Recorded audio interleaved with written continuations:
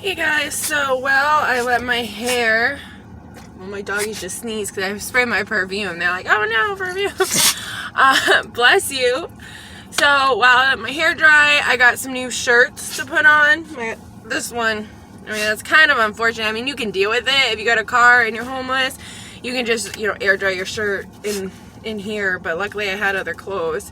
But if you can kind of see how my titty area right there got a little wet when I had my hair in the sink. So to avoid getting sick again, because I was already sick this year, like you can see in my other videos, it might have only been briefly, but it sucked and I don't really want to get sick again. So I put it on backwards.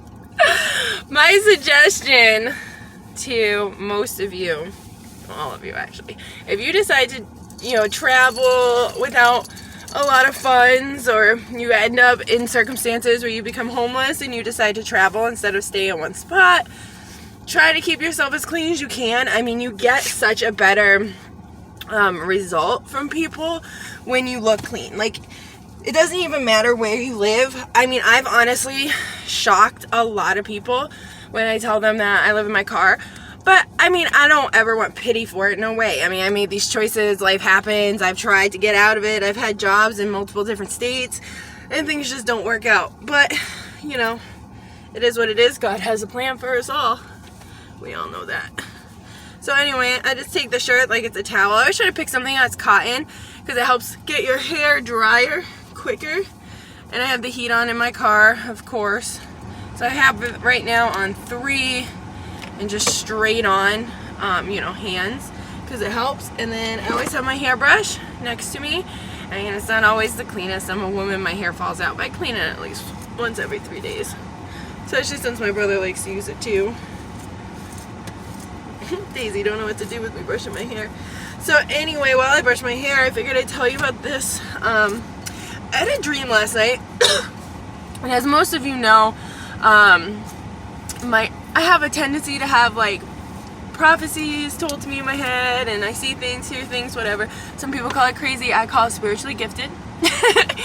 So I had prayed last night for God to send me a sign on where to go next, because we just don't feel comfortable here. I think it's PTSD from what happened in Alabama, and we came here after everything happened the last time, and it was just, we both had a hard time sleeping, and it's not worth it when you have a hard time sleeping. It's just not.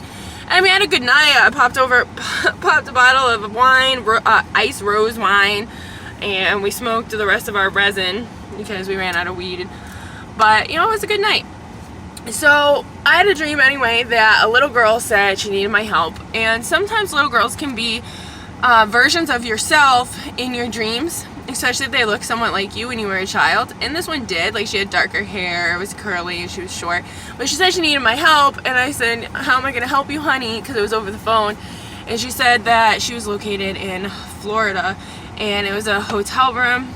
And she was like, oh, I knew you weren't going to help me. And I said, of course I will, sweetie. Where are you in Florida? And I swear, like, she said Dumas or Pumas or something like that. I know nothing about Florida, so I'm going to look at a map and see if I can find anything close to what I heard in my head, because I know nothing about Florida, and maybe try it there. I mean, I know their rest areas can be kind of sketchy in certain areas, but I mean, it's kind of like that everywhere. It's just from what I've read online anyway, because I've never visited Florida as an adult. I only went as a kid. So I'm like, maybe why not? It's still cold here in Mississippi for some reason where we're at. The name of this place, I think, is Jeff Bushby's campground. I think it starts with a J, and it's a male's name. And it's not a bad campground. I mean, if you like camping and you don't really want to be bothered, it's free for 14 days. You can stay here. There is obviously a limited amount of spots. Some are bigger than others, depends how close you want to be to people. But most of the time, people will stay out of your way. I mean, you'll see people here with trailers, vans, cars, tents, like everything. So if you ever want to come here to visit Mississippi, see the sights, and you don't have money to pay for somewhere to stay, they do have a lot of campgrounds like this that are free. And a good way to look up stuff is if you type in free campgrounds, there's a website, and it says freecampgrounds.com, I think is what it's called.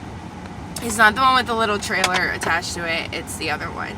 And you click on it, it has like a location-based sensor, and if you type in, click on that, it will like just do your location, or if you want to type in a certain location, it will do that too. And it will show you green, yellow, yellow and red camping signs.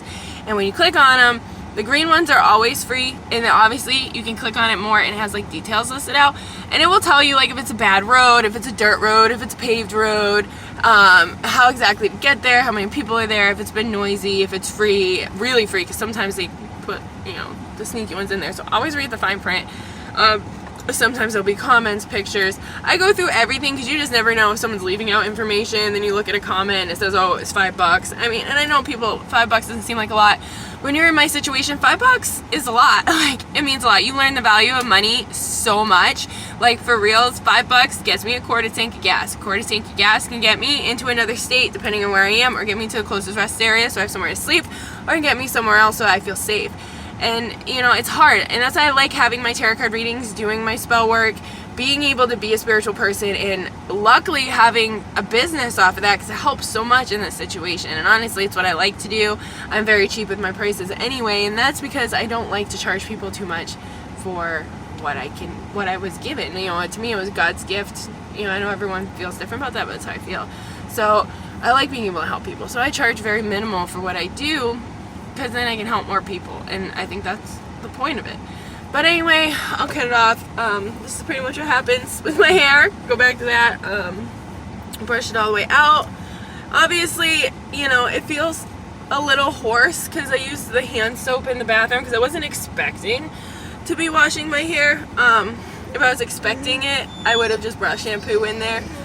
But I just used the hand soap twice to make sure I really got some dirt out, and I definitely saw it come out in the sink. And now for the next 3 days or so, I should be able to wear my hair now, maybe 2, it depends on how it dries, because I'm still a little picky. No offense if you guys can't tell, I like to look pretty. So anyway, final result, for the most part it's gonna dry a little more, but it's not bad, and doesn't make me look like I live in my car, so it's a little spruce, which I always like feeling good. I don't like people ever knowing this is my life. I mean, don't get me wrong, it's not a bad life. I feel very privileged in ways, because I can leave whenever I want, and I can see different places, and I can show them to you guys, which is amazing, and share some of my tips, which is great. So as I go along, if I'm doing anything that has become habit for me over being homeless for the last almost 2 years now, it will be 2 years in February, on and off, obviously, because you guys know I've tried living in places, I've gotten jobs in different places, I've tried so hard to get on my feet, and for whatever reason, God's either telling me I'm not in the right place, it's not the right job, it's, you're not around the right people, you need to go here, you need to do this, or maybe I have a different path altogether. I mean, you don't know. It's hard living in the society we live in and having to live this life, because it seems like it's just meant to be. But I also take things day by day, because you end up in that right spot at that right time. Boom, here comes the job you've been waiting for. Boom, here comes the guy you've been waiting for. Boom, here comes the house you've been waiting for. You know, like, things can change so quickly. It's amazing. And I get really excited about it, because it's true. One day can ruin your life, one day can make your life. It's honestly the best thing in the world, and you just gotta be careful with the moves you make. Life can change. You gotta take the good with the bad and try to stay happy. And it's hard, because I have mental breakdowns all the time. I'm kind of crazy in that sense. I'm very emotional. But you gotta pick yourself back up, reset, do whatever makes you happy again. Guys, God bless. Have a great day.